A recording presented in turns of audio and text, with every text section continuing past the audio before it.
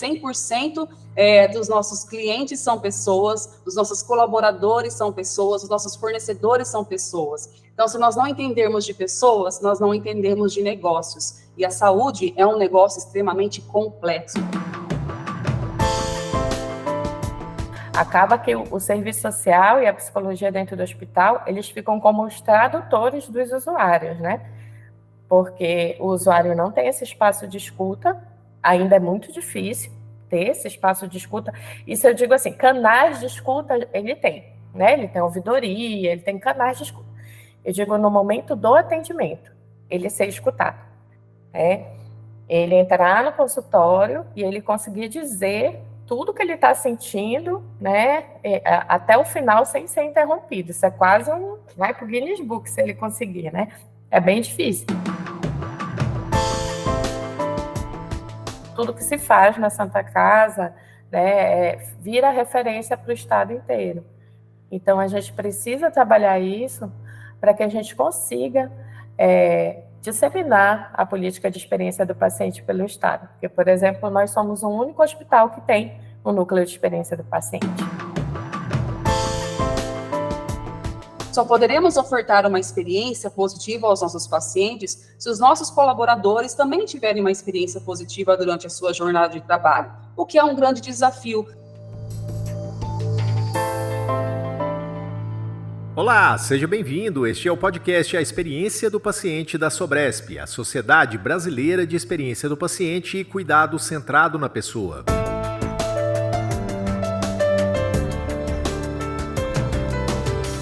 No episódio de hoje, vamos fazer uma discussão vital sobre a experiência do paciente em instituições do SUS, enfrentando o desafio central: como obter a voz do paciente quando os recursos são limitados. Para entender isso, a ideia é falar sobre métricas e gestão da experiência do paciente, considerando os desafios únicos do SUS e buscar inspiração em práticas inovadoras que surgem da necessidade, promovendo uma visão mais inclusiva e humanizada da saúde no Brasil. Eu ouvi a diretora científica da Sobresp, a Carla Ledo, para entender qual a estratégia da abordagem do episódio de hoje. O nosso objetivo foi continuar o tema de métricas. Nós tivemos o último podcast, o William e a Camila, trazendo um panorama geral do que são métricas e como nós podemos trabalhar isso nas instituições. Mas, recentemente, no nosso Congresso Brasileiro de Experiência do Paciente da Sobresp, o tema foi voltado para o SUS e nós pudemos ver tantas instituições com projetos incríveis sobre a experiência da pessoa nas suas instituições, e nós pensamos, poxa, por que não podemos trazer essa conversa e esse bate-papo para que mais pessoas possam ter acesso, principalmente aquelas que não puderam participar conosco do congresso. Então, o objetivo é compartilhar com vocês como que as instituições do SUS também estão fazendo as métricas, também estão trabalhando isso nas suas instituições. Nós pensamos em duas instituições, então uma é o Hospital Américo Brasiliense, quem vai falar sobre ele é a Cleice Levorato, e o outro é a Santa Casa do Pará. Quem também vai nos apoiar aqui trazendo a sua experiência é a Andresa Ferraz. O nosso objetivo é que elas possam discutir sobre quais são as ferramentas que elas utilizam,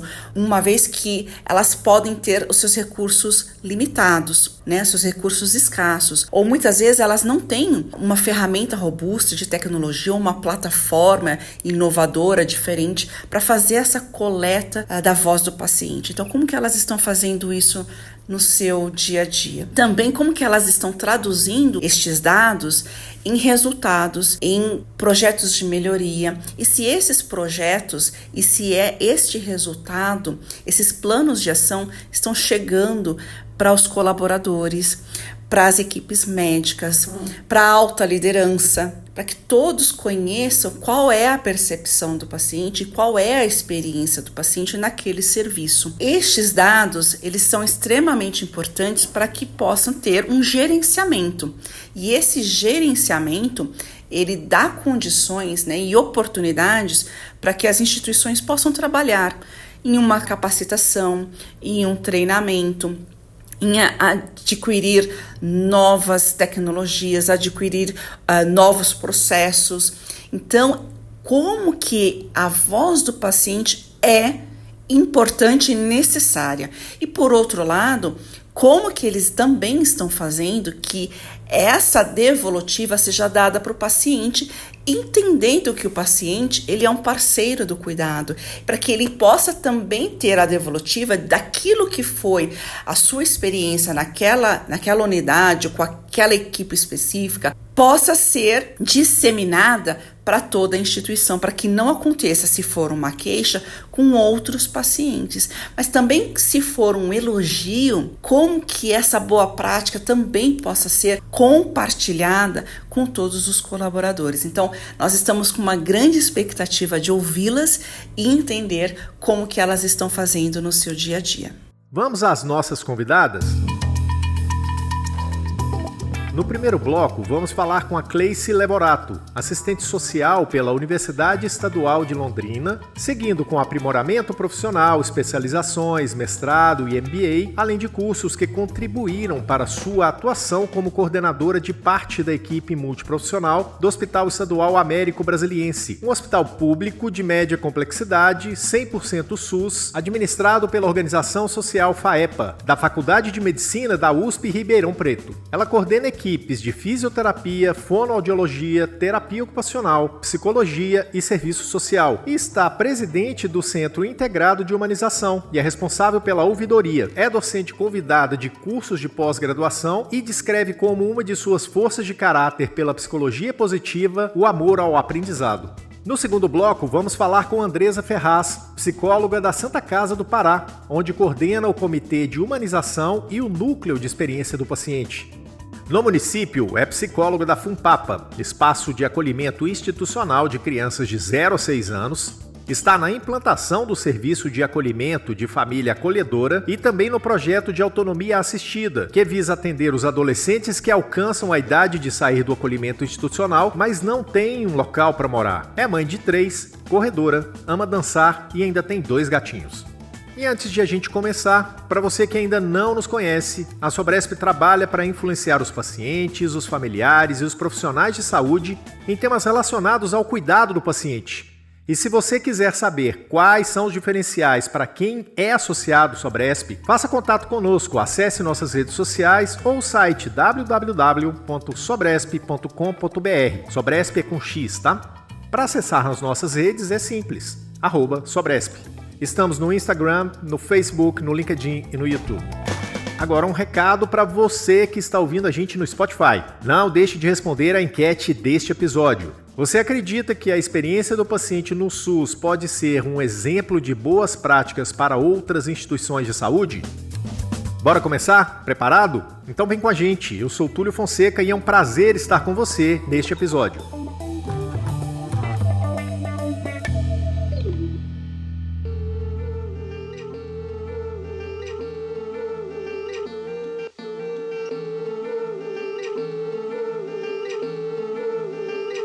Em um contexto em que recursos são limitados, há uma tendência de que vozes dos pacientes, muitas vezes marginalizados, sejam negligenciadas.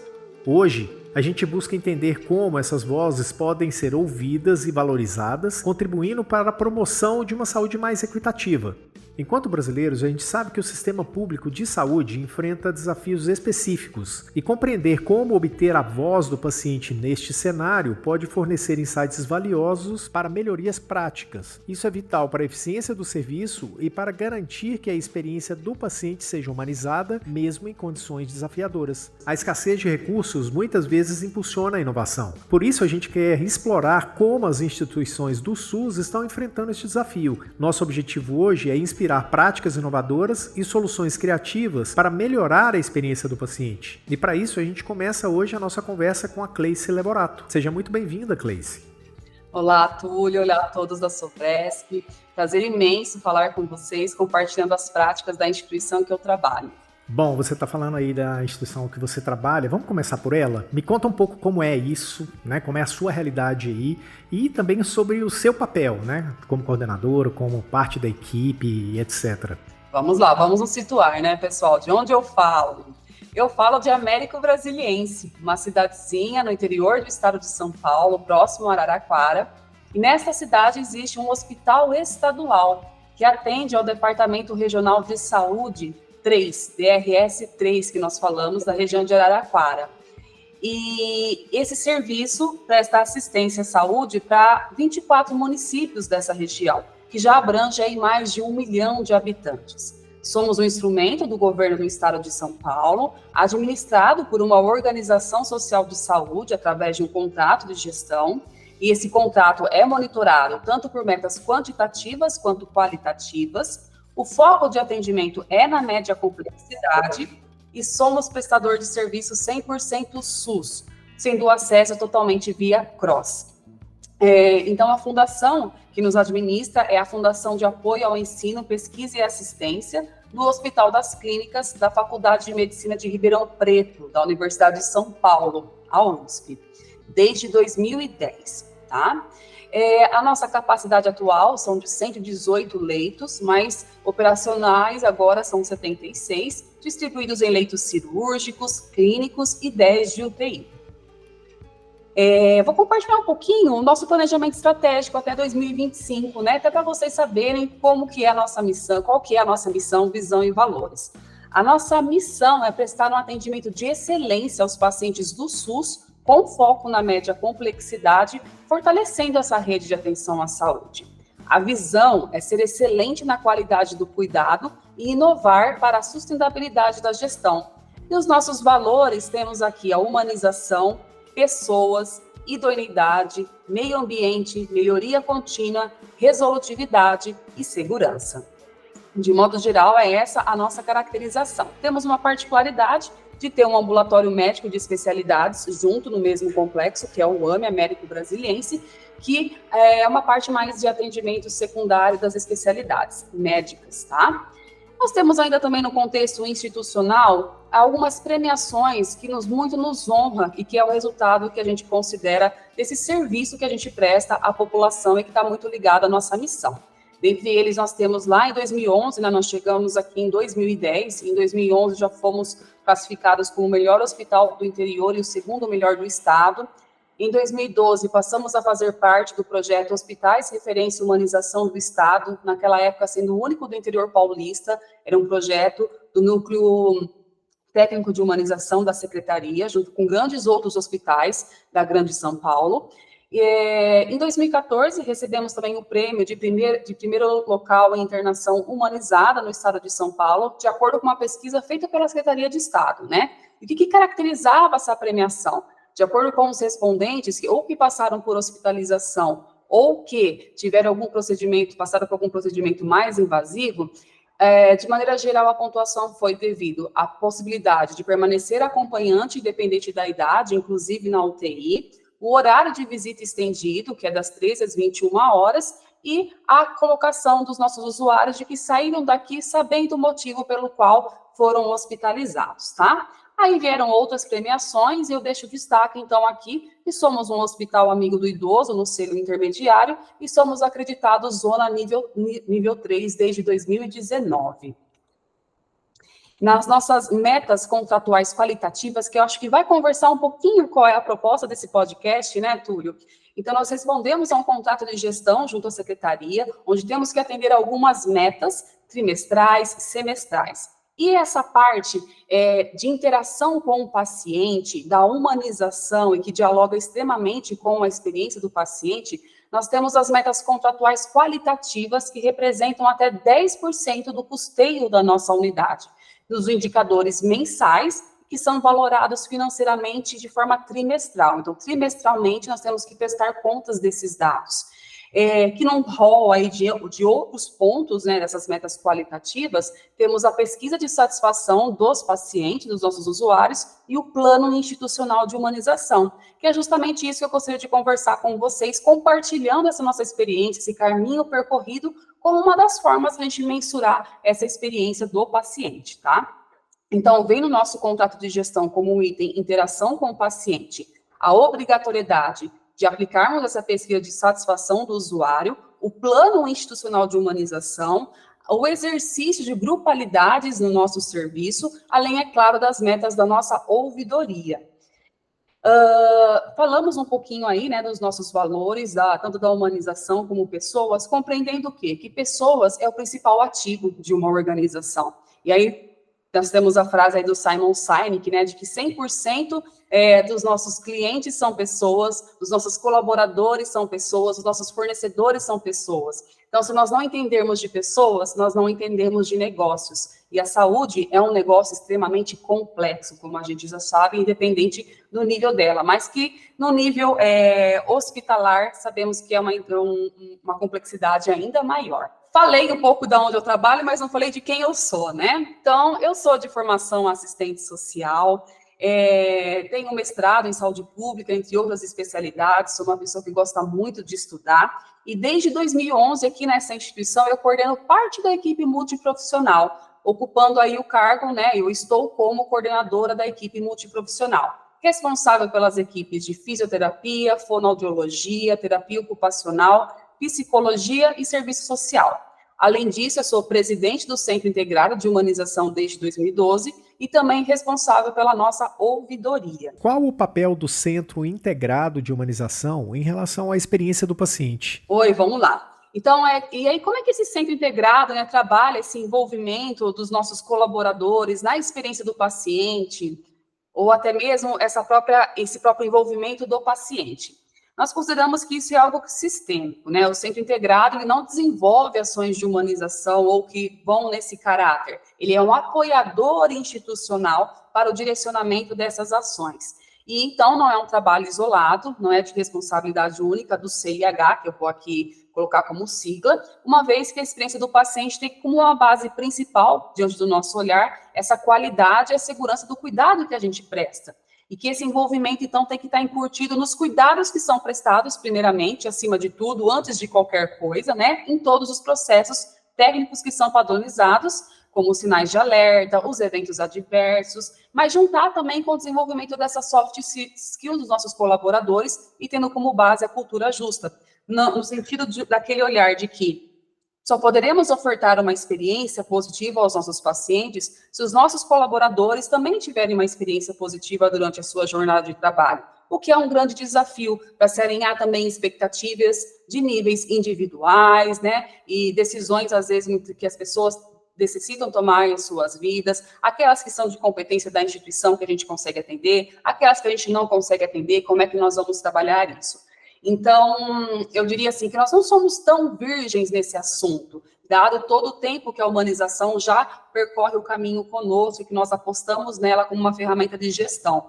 Mas vem a experiência do paciente, que traz muito mais uma instrumentalidade, dá uma modelagem, e vem até mesmo como um gás novo para a gente poder trabalhar tudo isso com as equipes. Então, é isso aqui. Para tudo isso, nós temos que ter o apoio da alta direção. O Centro Integrado, ele não trabalha sem esse apoio, senão são iniciativas que elas vão naufragar. Pode ter um impacto, né, ali na operação, mas elas vão naufragar com o tempo, vão ficar restritas a pessoas que estão em um determinado período na nossa instituição. E esse apoio da alta direção vai traduzir também os comportamentos da liderança e aí, consequentemente, espera-se um efeito cascata que vá até o operacional. Então, uma outra questão é que esse Centro Integrado, ele trabalha muito junto com a ouvidoria, que tem ali como papel principal ouvir a voz dos nossos usuários, sejam eles os usuários puros, né, os pacientes, como a sua rede de apoio, tá?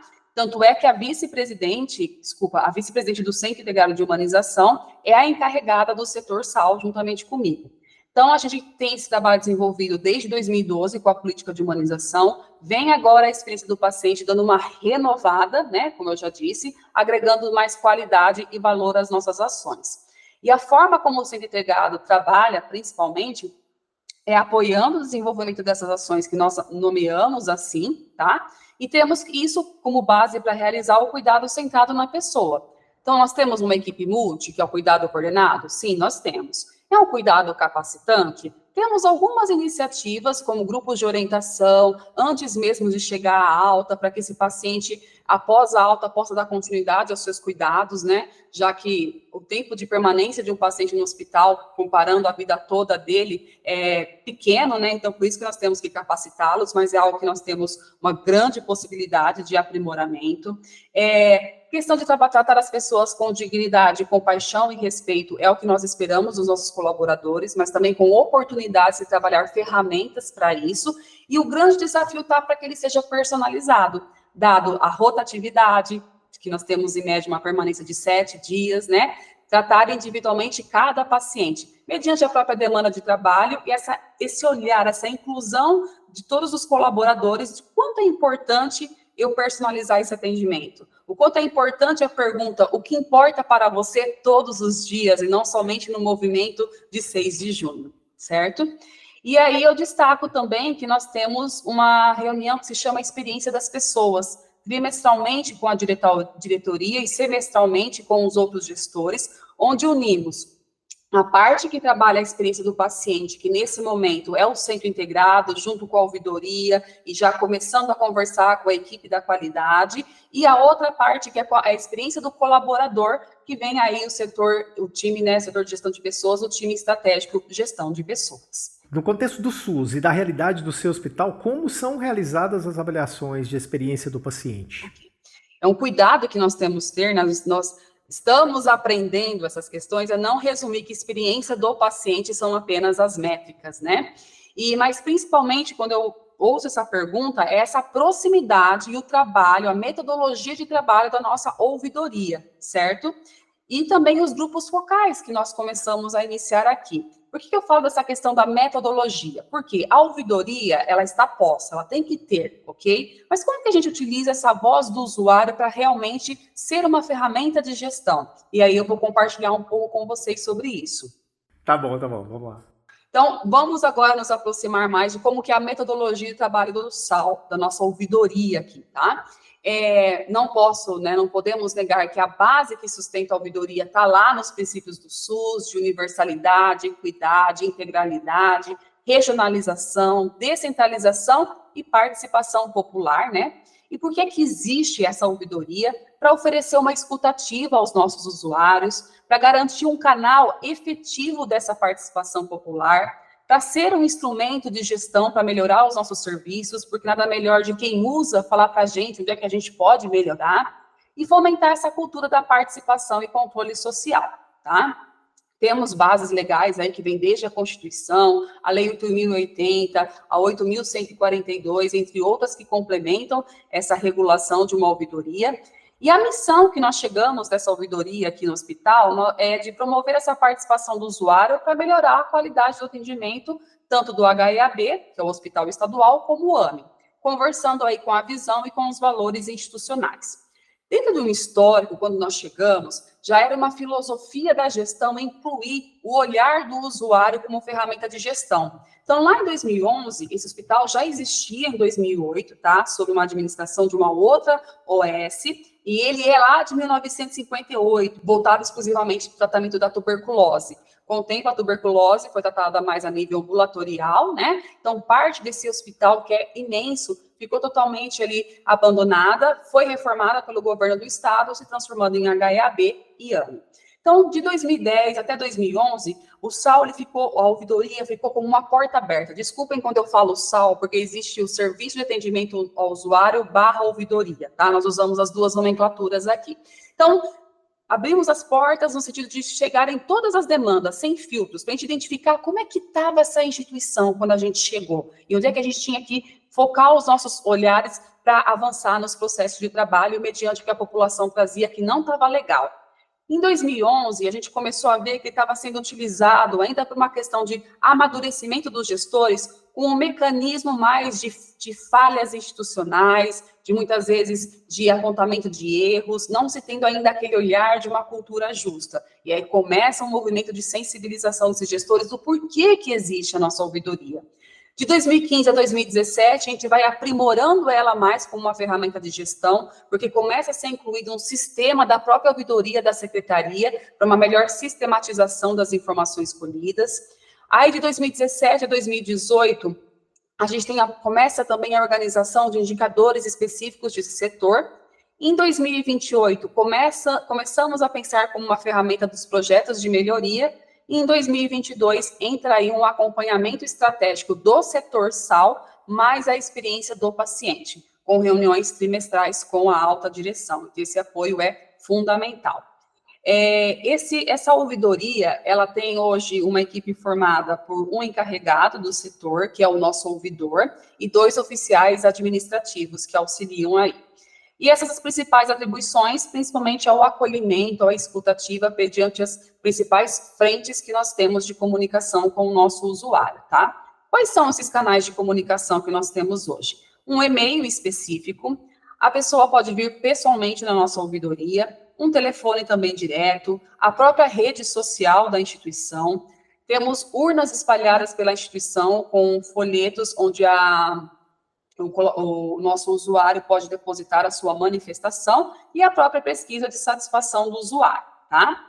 Então, começando por essa comunicação espontânea, que ela pode chegar por e-mail, por telefone, pessoalmente ou recolhida das urnas, elas são subdivididas em identificadas e não identificadas, porque esse é um direito do manifestante, e depois elas são tipificadas. É um elogio, é uma sugestão, uma reclamação, uma informação, uma solicitação ou uma denúncia. E como que isso é tratado? Nosso ouvidor faz essa separação, todas elas são analisadas, protocoladas nesse sistema online específico do ouvidor SES do Estado de São Paulo, que é vinculado à ouvidoria geral, né, do Estado de São Paulo, e é encaminhada por esse sistema ao gestor da área responsável, cujo conteúdo está alinhado, certo? Onde ele vai tomar conhecimento, fazer análise, dar um parecer e dar uma resposta através desse sistema. E, posteriormente, então, é dar a devolutiva ao manifestante.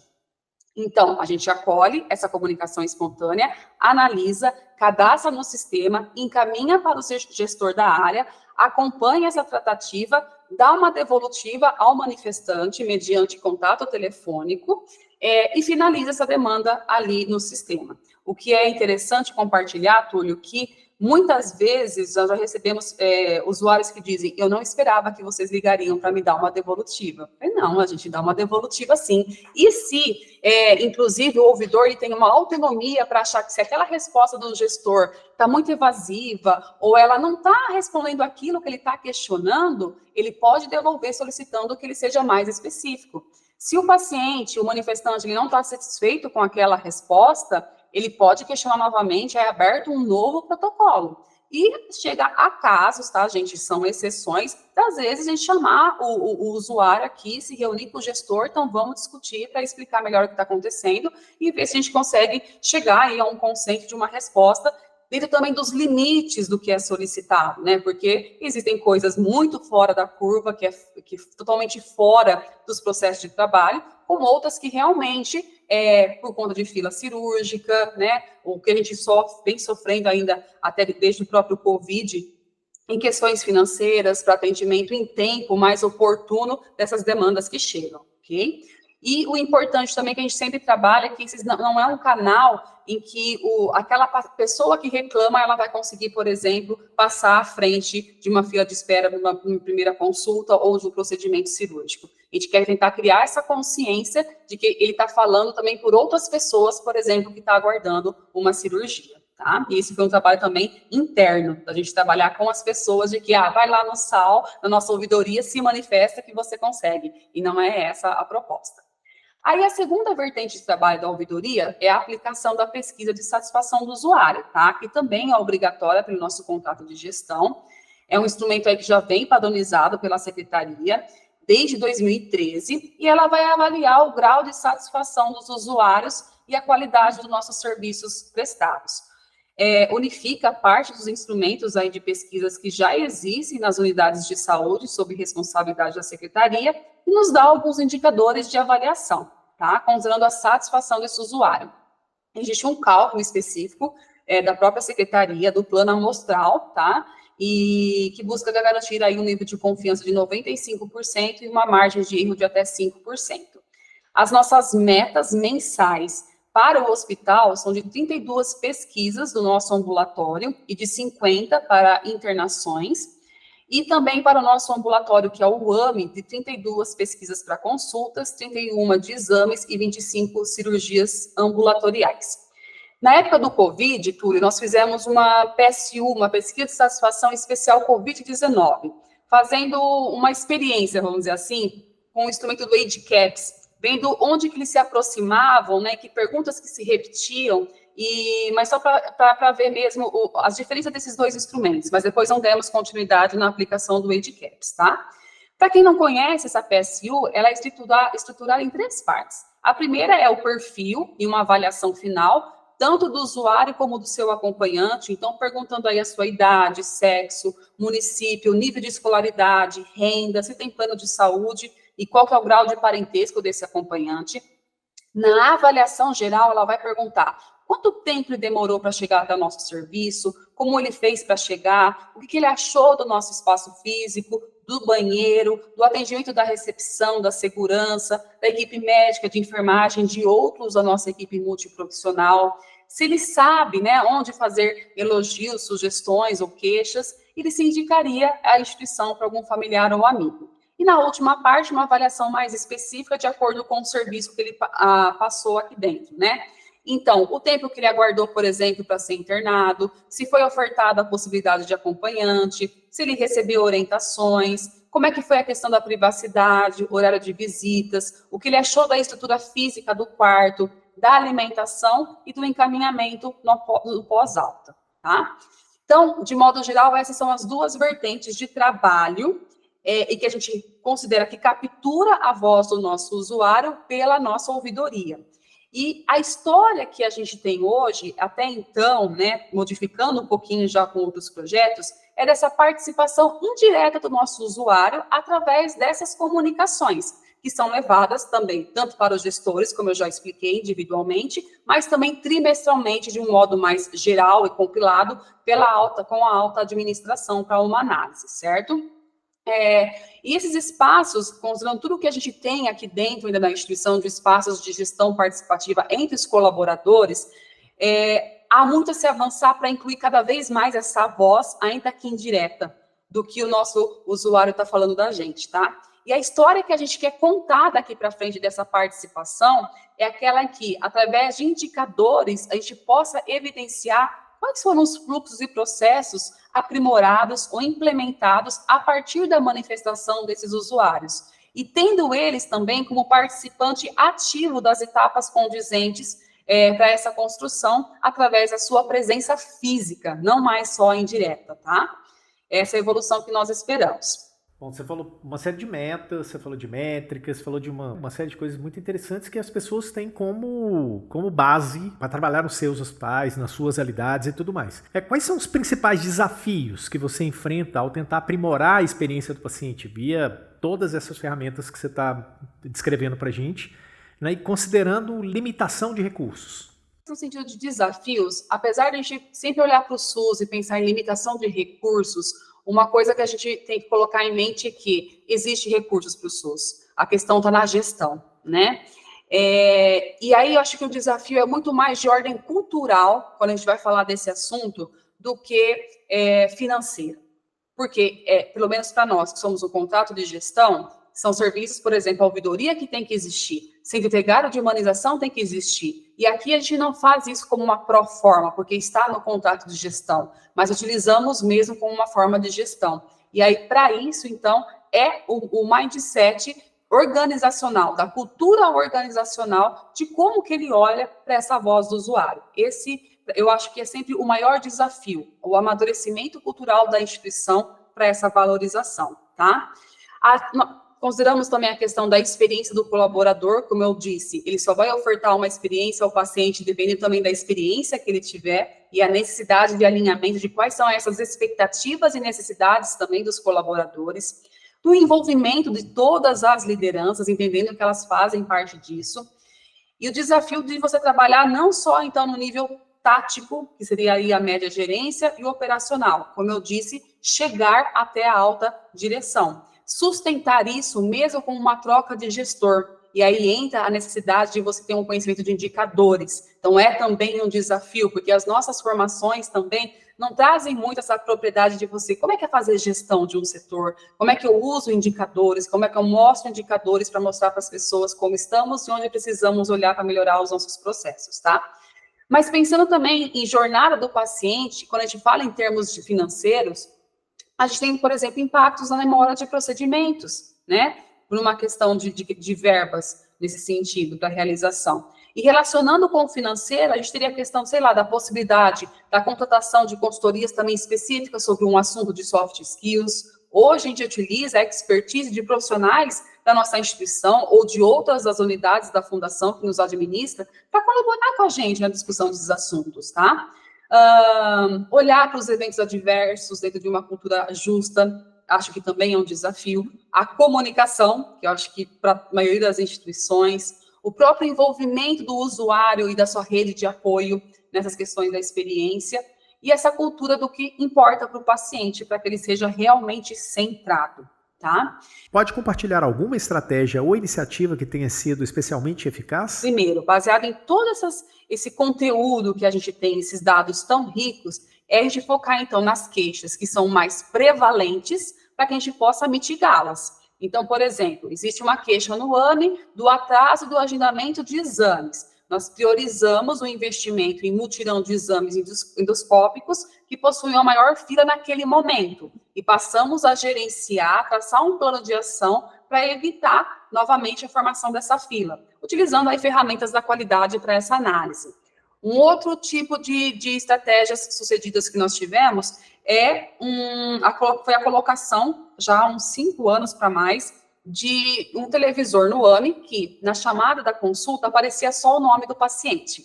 Se a nossa população tem um baixo nível de escolaridade, ela ficava perdida aqui, porque ela não sabe ler, ela não sabe escrever, é uma instituição muito grande, e veio uma sugestão na nossa ouvidoria. Por que vocês não colocam o nome também, além disso, uma foto e uma chamada sonora do número da sala e o nome dessa pessoa? E tem auxiliado muito nessa ambiência, no sentido de que eu fico mais seguro de como eu posso me localizar aqui, tá? Tivemos também a instalação de cortinas na enfermaria, do lado onde há uma maior incidência de luz solar, principalmente no período da tarde, baseado na queixa de um usuário. Então, foi feito todo um trabalho conversando com outros usuários que estavam internados, em qual período que havia maior incidência, o quanto que isso atrapalhava, para a colocação de uma persiana. Porque, Túlio, aqui a gente tem uma característica de ter uma extensa área verde. Então, a gente não quer bloquear essa visão. Então, por isso, o uso de persianas, tá? Porque consideramos também essa parte ambiental muito importante para a recuperação do paciente. Estamos aí com a proposta da Academia de Gestores, tá? Trabalhando questões de soft skills para que isso seja no efeito cascata, repassado à ponta, e mais posteriormente incluir a ponta nesses treinamentos também. Então, de um modo geral, organizar essas manifestações também como elas chegam e apresentá-las de um modo mais objetivo para os gestores da diretoria, para potencializar esse alcance da voz do usuário, envolvendo nessa decisão estratégica, ainda que seja de uma maneira indireta.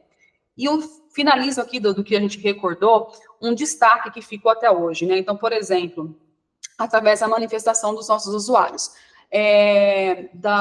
Dos usuários que são da religião Testemunhas de Jeová, que antigamente acabava sendo uma barreira de acesso a essas questões ligadas à transfusão sanguínea, principalmente em procedimentos cirúrgicos. Então, recebíamos essas manifestações, e aí o que a gente faz com isso? Vai apenas negar, vai deixando numa fila? Não, vamos sentar e enfrentar essa questão.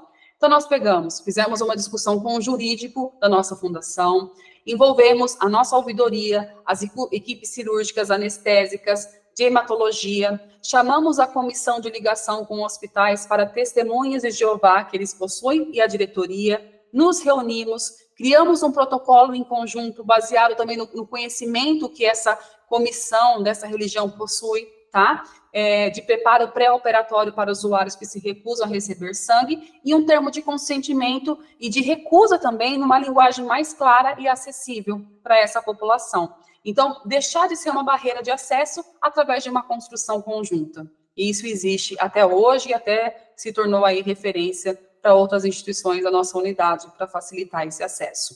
Bom, é isso. Ficou bem claro aqui que a gente tem uma série de situações, uma série de ações que possam ser feitas, independente do cenário que a gente tiver. Aproveitar as melhores ferramentas, esse é o ponto. Saber lidar com isso e, parafraseando o que a gente falou no último episódio que a gente teve no podcast com o William e a Camila, meça. O importante é medir. E aí, a partir daí, a gente faz o restante acontecer. Bom, eu te agradeço enormemente, Cleice, por ter participado com a gente, pela entrega, pela dedicação que você teve com a gente até agora. E a gente vai se ver em outros episódios, é claro. Obrigada, Túlio. Eu que agradeço novamente em nome da nossa instituição, do HIAB e do AME, e reforçar o que você disse mesmo, de que é só se a gente querer mexer que é possível, né? Por mais que, sei lá, seja uma instituição SUS, nós não temos, sei lá, um sistema ouvidor SES, vamos lá, como foi falado no podcast anterior, né? Um Google Forms, entre outras estratégias. Tendo vontade, a gente se movimenta. Com certeza. Um abraço. Um abraço. Aproveitado.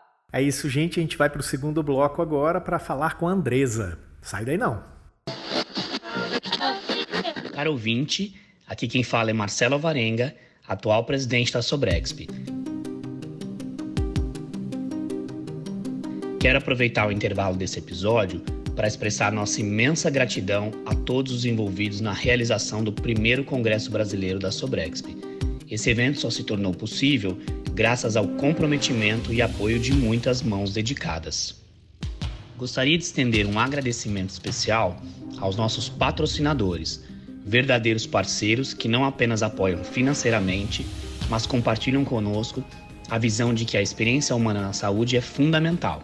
São eles: o Grupo Cynthia Charone, nosso patrocinador ouro, AstraZeneca Alexion, nosso patrocinador prata, os patrocinadores bronze, Roche, ePharma e Humania, uma empresa do Grupo Vível, e os nossos patrocinadores Quartzo, HCor, Novartis, Interplayers e Chiesi. Vocês são parte essencial dessa jornada. O comprometimento de vocês é a prova de que juntos podemos construir um futuro mais humano no ecossistema de saúde. Obrigado por acreditarem na missão da Sobrexp. Retornaremos em breve com mais conteúdo relacionado ao nosso congresso. Vocês não perdem por esperar.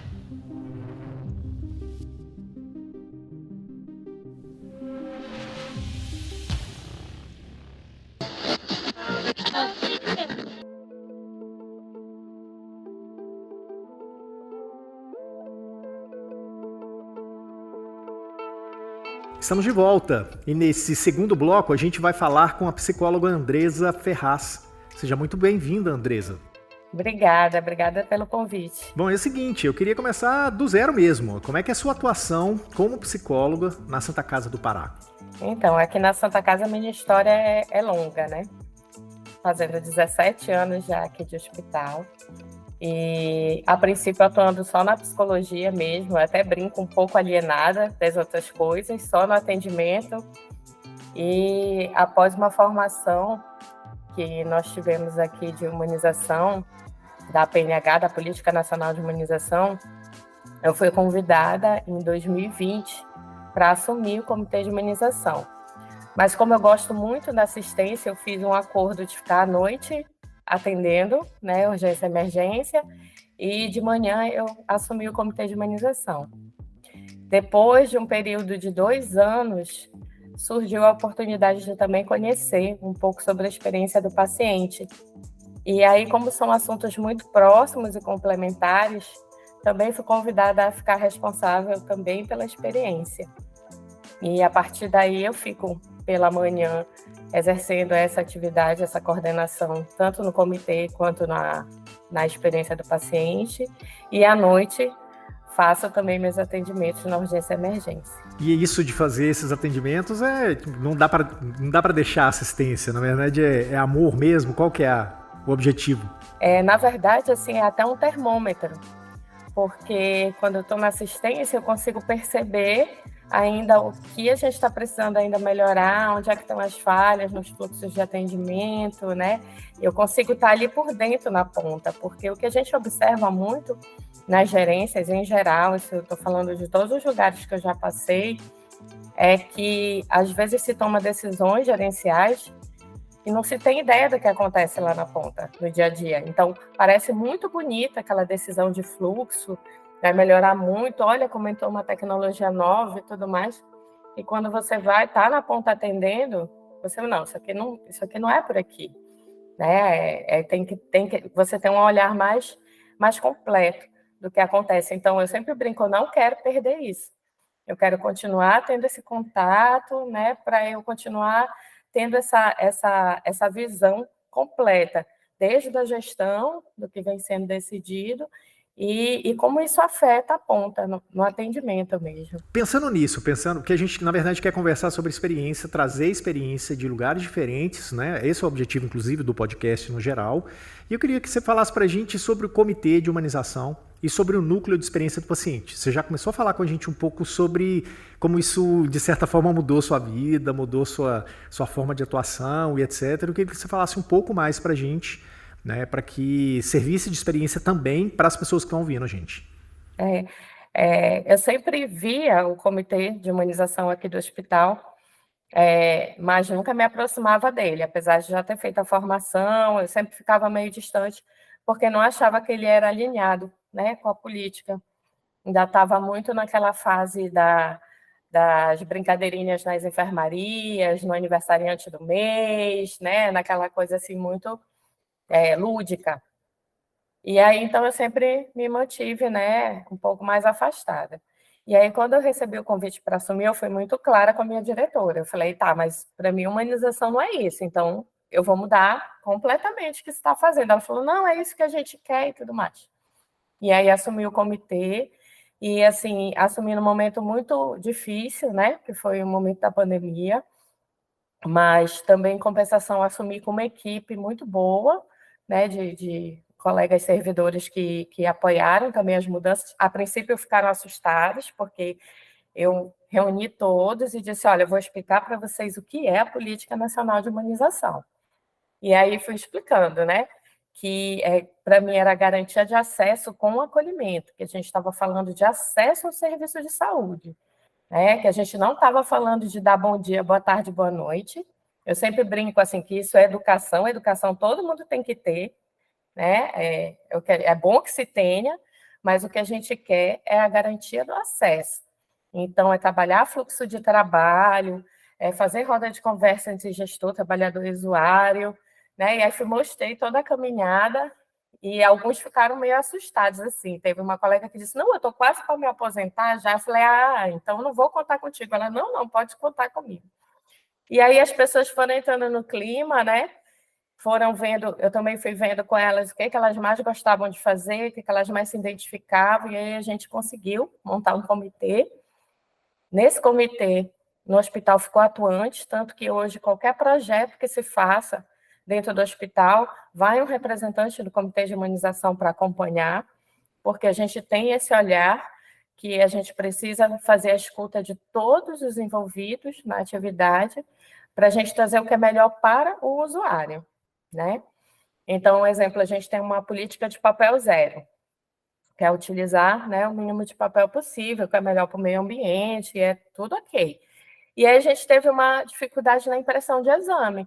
E aí a gente foi lá e falou, não, beleza, política de papel zero, é legal para o meio ambiente, é legal para o hospital, economiza recursos, mas o paciente tem direito de levar o exame dele se ele quiser. Então, vamos garantir esse papel aí para o exame. Então, são discussões que a gente vai fazendo quando a gente está envolvido nos projetos. E aí, mensalmente, a gente tem uma reunião aberta por mês, onde podem participar todos os servidores, em que a gente diz e levar suas demandas de fluxo de trabalho. E aí a gente fica meio como mediadora dessas demandas. Então, a gente vai na gestão, convida a gestão para a próxima reunião, para ela trazer uma resposta para aquela demanda, e aí põe os dois em conversa, e aí sai de cena e deixa eles resolvendo o fluxo, né? E a gente vai nesse trabalho de formiguinha do hospital, adequando as ações da humanização com a Política Nacional de Humanização, né? Que tem princípios, tem diretrizes, né? Tem uma metodologia de trabalho. Então, a gente foi formalizando isso dentro do hospital. E foi uma grande diferença, porque, como eu te disse, né? Eu entrava aqui, atendia, terminava meu turno e ia embora. Né? E hoje não, termina meu turno vai comigo para o outro trabalho, e aí vou para casa ainda com o meu turno, porque tem sempre coisas que a gente precisa estar discutindo. Mas a gente consegue ver os resultados na prática, de pouquinho, e muitas vezes o mérito não fica com a gente, né? Tudo dá certo, o negócio fica redondinho e fechadinho, e aí legal, e nem percebem que a humanização estava lá, mas a gente fica feliz que deu tudo certo. E aí a gente vai caminhando assim nessa adequação. Ainda há muitos desafios, né? Muitos desafios mesmo, né? E nós vamos tentando superá-los todos os dias, com algumas derrotas, algumas vitórias, e a gente vai caminhando. Você falou duas coisas que eu acho importantes antes de eu entrar com uma próxima pergunta, que seria a primeira, a voz do colaborador. Então você se fez ouvir até no posicionamento que você teve junto à gestão. Olha, não acho que isto seja uma política de humanização ou uma prática de humanização, porque aí vem a segunda coisa, porque a gente tem uma diretriz nacional, uma diretriz que realmente é o norte para onde todas as políticas vão. Quão importantes são essas duas coisas para quem vai... você falou de uma terceira coisa, que é a questão do trabalho de formiguinha, mas a gente vê que muita coisa já foi alterada, já tem um histórico muito legal. Então, como é que essas duas coisas, a voz do colaborador e a própria diretriz, elas agem para as pessoas que querem iniciar, que querem entrar nesse processo, que querem realmente fazer a diferença, né, em políticas de humanização como essa?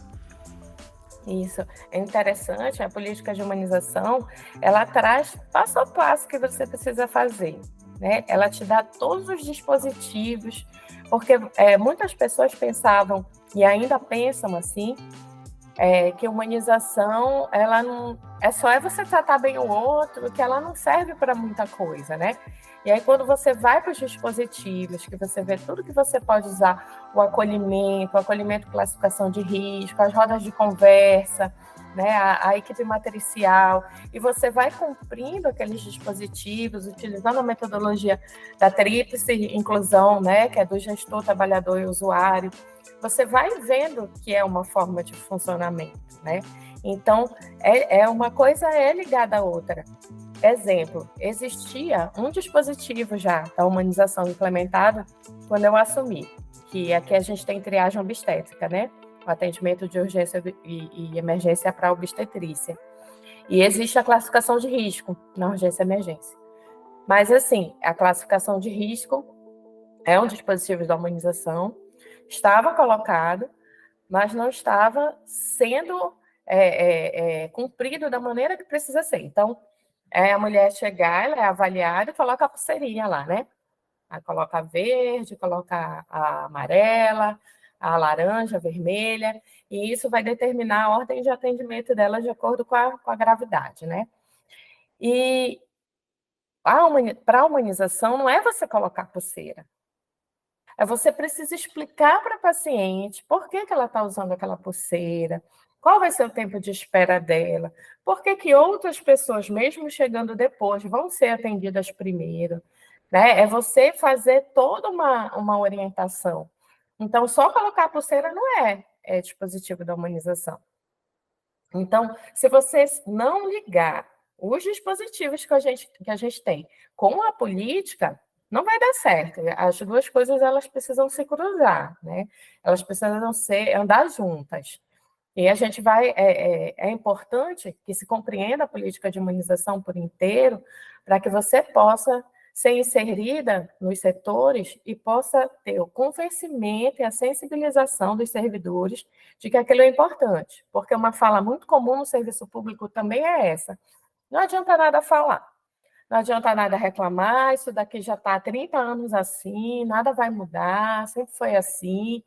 E aí, quando você chama para a roda de conversa, que o gestor também vem, e ele vem te explicar por que aquela decisão foi tomada, e você tem a oportunidade também de compreender, mas também de dizer como isso está afetando a rotina de trabalho, e ali todos dão sugestões, e você chega numa solução que atende a todas as áreas, aí você sai, não, funciona.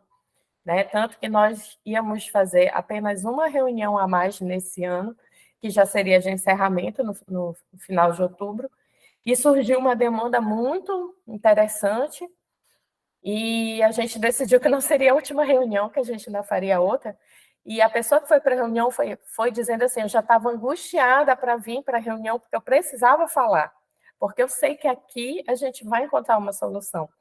Então, isso assim, é bem gratificante mesmo, você ser reconhecido o comitê como uma ferramenta mesmo do servidor para exercer a política de imunização. Agora, muitas vezes a gente tem o fato de ter servidores competentes, trabalhando em suas áreas de atuação, né, de formação e etc., tendo uma própria diretriz, a gente, às vezes, pode acontecer de não ouvir o paciente. E aí você tem diversas desculpas para isso, ou diversos argumentos para isso. Na hora porque é muita coisa para resolver, hora porque o quadro de funcionários é pequeno, hora porque não tem recurso para isso, e aí é uma situação que está muito próximo de você com relação ao SUS. Tipo, por que ouvir o paciente dá tanto trabalho? E aí você pode focar inclusive isso no SUS, e quais são as soluções que a gente tem para isso? Na verdade, a grande desculpa é assim, eu não tenho tempo. Tem muita coisa para fazer. Então, eu não tenho tempo de escutar esse paciente, né? E nós já tivemos diversas situações aqui em que o caso ficou muito grave por não se ter escutado o que o paciente diz, né? Acaba que o serviço social e a psicologia dentro do hospital, eles ficam como os tradutores dos usuários, né? Porque o usuário não tem esse espaço de escuta, ainda é muito difícil ter esse espaço de escuta. Isso eu digo assim, canais de escuta ele tem, né? Ele tem ouvidoria, ele tem canais de escuta. Eu digo no momento do atendimento, ele ser escutado, né? Ele entrar no consultório e ele conseguir dizer tudo que ele está sentindo, né? Até o final sem ser interrompido. Isso é quase vai para o Guinness Book se ele conseguir, né? É bem difícil. Então, o que acontece? Ele sai do consultório, não foi escutada, ele bate lá na sala da psicologia do serviço social. Aí ele fala, toda a dificuldade, aí a gente pergunta, você não falou isso na hora da consulta? Não. Aí a gente retorna lá com o médico, vai lá com ele e fala, olha, mas o paciente colocou isso, colocou aquilo, né? Ressaltou essa situação. Às vezes a gente consegue também ser escutado, outras vezes não, né? Mas a maioria das vezes a gente consegue fazer essa ponte. E isso é tão importante para o atendimento, é tão importante para a evolução do paciente dentro do hospital, né? Essa escuta dele, a angústia dele. Eu lembro que uma vez eu fui chamada porque a paciente estava como psicóloga, né? A paciente estava quebrando tudo na enfermaria. Aí me ligaram, à noite a gente fica só em 2 para cobrir o hospital todo. É só emergência. E aí, não, vem aqui que a paciente está quebrando tudo e tal. E fui na enfermaria, não sabiam dizer onde estava o filho dela.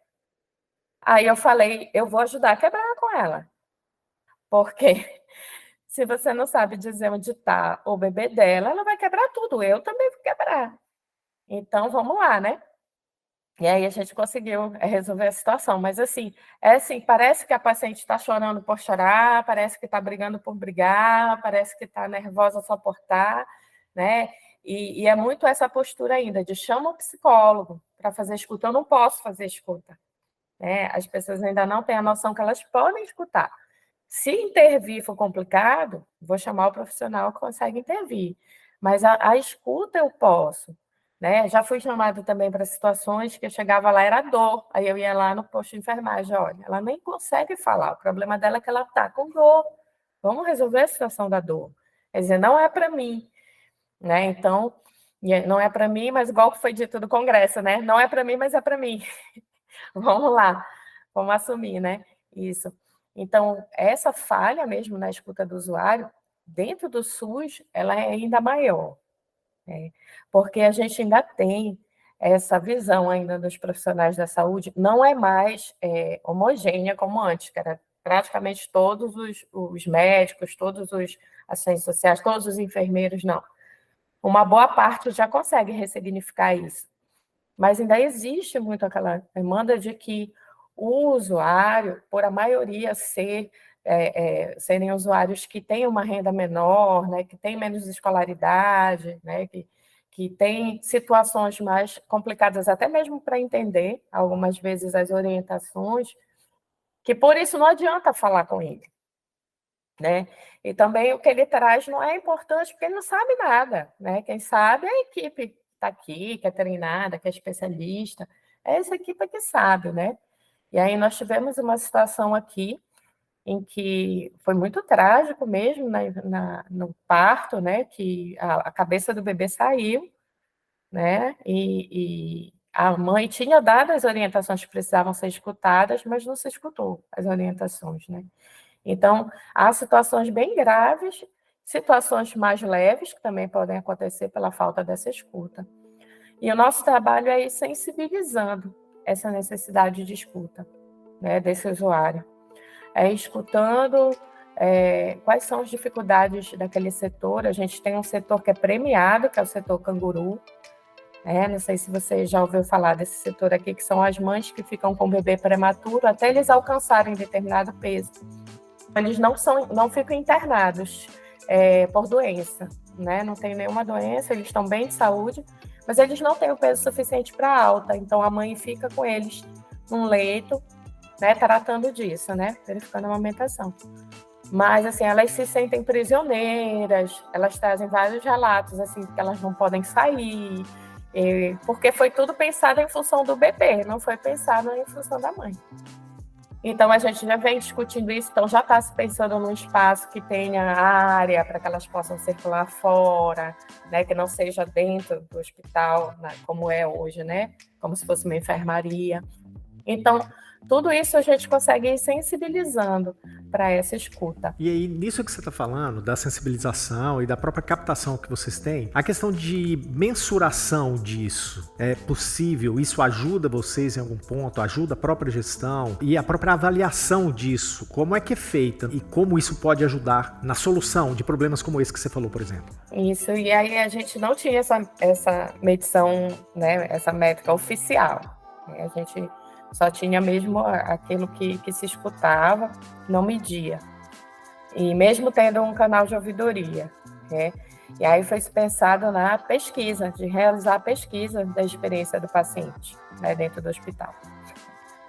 E foi feito um projeto, e através da FADESP, né, que é um programa de financiamento e desenvolvimento de amparo de pesquisa, né, pública, foi dado um subsídio, porque a gente precisava, inclusive, desse subsídio para fazer a implementação da pesquisa, né? E nós iniciamos com a pesquisa da experiência do paciente para fazer esse levantamento do que o paciente tem a dizer, né, sobre a jornada dele dentro do hospital. E tem vai fazer um ano agora, fez um ano agora em outubro que nós implementamos a pesquisa. Nós iniciamos ela com o formulário físico, e depois nós passamos em julho para o digitalizado, né? A equipe de TI aqui do hospital mesmo construiu o instrumental, e a gente conseguiu, através da FADESP, desse subsídio, colocar tablets para que os pacientes possam responder a pesquisa digitalmente, né? E aí, agora, nós estamos começando a ter essa visão. Aquilo que a gente observava, por exemplo, a gente observava que o atendimento, a jornada deles, enquanto eles estavam na triagem era mais complicada, mas quando eles passavam para a enfermaria, já era uma relação um pouco melhor. E isso aparece na pesquisa. Agora, a gente já tem dados que eles colocam que a hora da chegada deles não é legal. O acolhimento não é legal na chegada, mas depois que eles passam para a internação, eles já têm um atendimento melhor. Quer dizer, era justamente o que a gente observava, mas a gente não conseguia ter dados, né, para trabalhar com isso. Agora a gente já tem os dados, aí a gente já inicia a discussão com a gestão, do que pode ser avaliado, o que pode ser mudado, quais os treinamentos e formações que a gente precisa fazer, onde é que a gente precisa focar mais, né? Na nossa pesquisa, a gente utiliza o NPS também, né, para ter essa métrica. A gente utiliza também do EDCAPS aqueles pontos de satisfação, né, que é avaliar a dieta, avaliar a limpeza, o ambiente, a relação com os profissionais, né, o acolhimento. E aí, através desse levantamento, agora, a gente está engatinhando ainda, né, mas agora a gente já consegue ter alguns dados importantes. Dentro disso que você está falando, existe alguma particularidade ou algum desafio específico em lidar com esse tipo de mensuração, métrica e tal, por ser SUS? Uma dificuldade digamos assim, um desafio, né?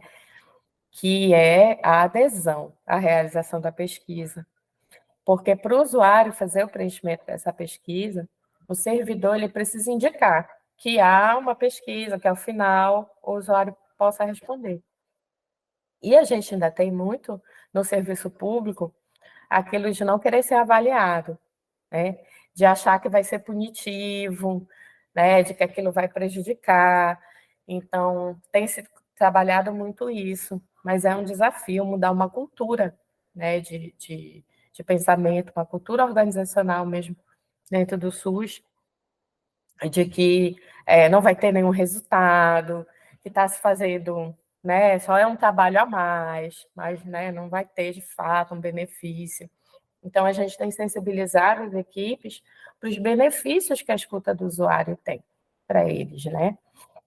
Inclusive do que isso vai resultar de formações importantes para eles, da alta do paciente, né, ser mais rápido, de muita coisa com relação à enfermagem, que não é problema da enfermagem, mas que o usuário descarrega na enfermagem, porque a enfermagem que está ali de frente, a gente conseguir mostrar para a equipe que isso vai ajudar, porque eles já vão reclamar lá no tablet, eles não vão mais, né, levar para a enfermagem o que não é da enfermagem, né? E que a gente vai usar esses dados para melhoria. Então, esse desafio ainda é muito grande, porque você vê nos hospitais particulares, tem a sensibilização, né, para que se faça isso, mas tem uma necessidade de adequação até para se manter no cargo, né? Então, tem uma necessidade, não, vou ter que me adaptar a fazer, porque agora a organização quer, e aí, né, eu até preciso me adaptar. E no serviço público a gente já não tem essa possibilidade. Os servidores eles são mais resistentes a cumprir algumas orientações que eles recebem. E aí a gente tem que estar tentando trabalhar isso mesmo, das compensações, do que vai ser de bom que isso tudo vai trazer. Ok, como é que você vê com relação a iniciativas? Tem alguma iniciativa inovadora, né, que vocês implementaram ou gostariam de implementar, né, para melhorar a experiência do paciente? A gente teve agora, como nós recebemos um prêmio, né, do Inova Servidor, que é um prêmio estadual, nós ficamos em terceiro lugar nesse prêmio, que foi justamente o projeto digitalizado, né, da pesquisa da experiência, né? Foi conseguir implementar, porque assim, aqui a gente ainda tem uma maioria de usuários ribeirinhos, né, que não tem acesso muitas vezes à internet, aos meios digitais, né, de uma certa forma. Então, a gente trazer isso para dentro do hospital já é um ganho, né, muito grande com relação a essa questão inovadora, né. Nós estamos também com oficinas de sensibilização que a gente quer manter elas fixas, né? Que a gente consiga colocar na trilha dos servidores, na trilha de estudo dos servidores, essas oficinas de sensibilização, assim como existe hoje, por exemplo, do aleitamento materno. De 2 em 2 anos, os servidores precisam, por nós sermos Hospital Amigo da Criança, esse título requer uma formação constante, permanente. Então, de 2 em 2 anos, os servidores precisam fazer o curso de aleitamento materno. E a gente conseguir implementar a sensibilização para a experiência do paciente, como também como uma formação permanente, que eles possam estar entendendo o que é a experiência, entendendo a importância, que isso entre na trilha de formação dos servidores. Pensando nisso, nesse papel, nessa questão da inovação, qual o papel da inovação nesse contexto? Especialmente quando se trata de recursos limitados, às vezes questão de recurso, às vezes questão de um cenário completamente diferente, específico, né, regional e tal. Como é que você acha, como é que você fala, o que você fala sobre isso para a gente? A questão da inovação ela é muito importante na posição que nós estamos como um hospital de referência para todo o estado. Então, tudo que se faz na Santa Casa, né, vira referência para o estado inteiro. Então, a gente precisa trabalhar isso para que a gente consiga disseminar a política de experiência do paciente pelo estado. Porque, por exemplo, nós somos o único hospital que tem um núcleo de experiência do paciente. Os outros hospitais não têm. E aí, quando nós vamos para as reuniões, e eu sempre me apresento como do comitê e do núcleo, eu explico o que é o núcleo, E aí a gente vai começando a formar nos demais colegas dos outros hospitais a importância de se ter um núcleo de experiência também nesses outros hospitais, né? E também agora nos regionais que a gente tem pelo estado, porque nosso estado é muito grande, né? Tem 144 municípios, muitos deles com dificuldade de acesso mesmo para cá, para a região metropolitana, né? Então, a gente precisa levar essas inovações para lá, os hospitais regionais desses pontos mais afastados, né? Na pandemia, a pandemia trouxe muitas inovações para o serviço de saúde, né? Porque ela foi um grande desafio. Então, a gente precisou se renovar em muitas coisas. E uma dessas coisas foi a gente conseguir entrar em contato mais constantemente com as equipes dos interiores, né? Então, através das oficinas que a gente fazia virtuais, né? A gente ia trocando. Como é que você está fazendo a visita aí? A gente está colocando um plástico e a pessoa põe a mão e abraça através do plástico, né? Aí a gente está fazendo com videochamada e a gente comprou um celular e leva para dentro da UTI, e na UTI faz videochamada. Então, a gente começou a fazer essa troca entre os hospitais, né, daqui da região metropolitana e os hospitais regionais que ficam mais no interior. E, através dessa troca, a gente foi crescendo e eles foram crescendo também com relação a várias situações dentro da política de humanização mesmo, né? Tá tudo bem, não pode ter contato, né? Tá todo mundo assim, desse jeito, sem poder se tocar, mas e aí? E o paciente? O que a gente vai fazer por ele, né? Então, não, vamos dar um jeito, tem que ter visita. Ah, vai ser virtual, então. Ah, então vamos fazer. Então, foram discussões que foram bem inovadoras.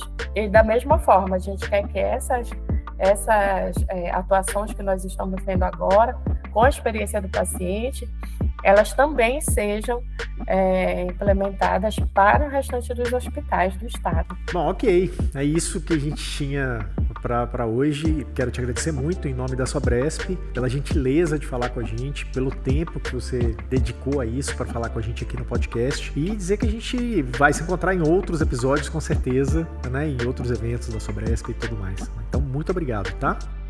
Eu que me coloco à disposição. E agradeço muito o convite, né, essa oportunidade da gente mostrar um pouquinho o que a gente está fazendo, mesmo que seja um comecinho, porque eu já vi no congresso hospitais bem avançados mesmo, né, na questão da experiência do paciente, né, já produzindo muitas coisas, e a gente ainda está aqui no comecinho, mas eu espero que também a gente chegue lá. E essa é uma oportunidade da gente estar fazendo essa troca também, e me coloco à disposição. Eu sou apaixonada, primeiro pela humanização, assim, acho que é uma política excepcional, né, que é indispensável para o atendimento na saúde, né, e agora, conhecendo a experiência do paciente, acho que elas se complementam perfeitamente. Até sempre coloco uma frase na minha apresentação, que é que a gente precisa da política de humanização para poder implementar a experiência do paciente, né, elas precisam caminhar juntas. E então, eu sou apaixonada e podem contar comigo para qualquer outro evento que tenha, eu vou estar sempre à disposição. E chegamos ao fim deste episódio do podcast A Experiência do Paciente. Hoje falamos sobre a voz do paciente com duas convidadas muito especiais. No primeiro bloco, falamos com a Cleice Levorato, assistente social, coordenadora de parte da equipe multiprofissional do Hospital Estadual Américo Brasiliense. E no segundo bloco, falamos com Andresa Ferraz, psicóloga da Santa Casa do Pará, onde coordena o Comitê de Humanização e o Núcleo de Experiência do Paciente. O podcast A Experiência do Paciente é uma produção da Map2B Planejamento, Marketing e Negócios para a Sobresp. Curtiu o conteúdo de hoje? Compartilha com as pessoas que você conhece e já aproveita para favoritar a gente no seu tocador de podcasts preferido. E não se esqueça, se você está ouvindo pelo Spotify, aproveite para responder à enquete deste episódio. Você acredita que a experiência do paciente no SUS pode ser um exemplo de boas práticas para outras instituições de saúde? É isso, obrigado por hoje e a gente vai se ver no próximo episódio. Bye, bye!